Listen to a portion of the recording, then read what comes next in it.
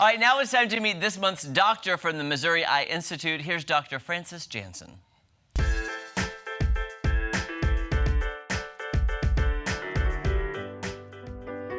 My name is Dr. Francis Jansen. I'm the senior partner here at the Missouri Eye Institute. I came to Springfield in 1990 from the National Eye Center in Washington, D.C., and I've been here practicing medicine ever since. I grew up a preacher's kid and basically have lived a lot of different places in my life, but my parents always taught me that it was kind of our goal in life to figure out what special talents that we were given, God-given, and we should embrace those and figure out a way to make the world a better place with those talents that we have. I've kind of conducted my entire career doing that. I did get to spend my training at the National Eye Center in Washington, D.C., where I was trained by some of the very best ophthalmologists in the world.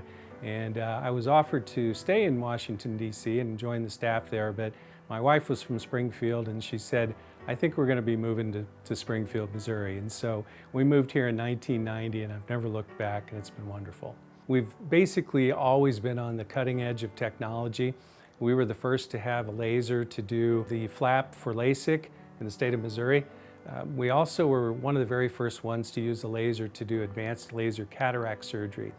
One of the companies, in fact, the Lens AR, allowed us to help pioneer that, especially in this area.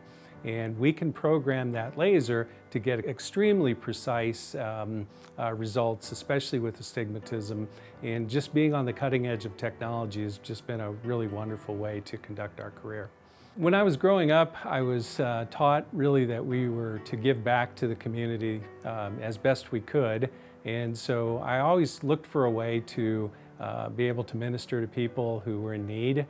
And when I came through medical school, I figured out pretty quickly that my talents were very well suited for eye surgery. One of the things that I really like doing, and it's been a challenge for me, but a blessing as well, is to be able to go to the mission field. Ophthalmology is one of the few specialties that we can spend just a short period of time in somebody's life and really change the trajectory of their life. When we are on the mission field, we have patients that come in and they can barely see their hand moving in front of their face.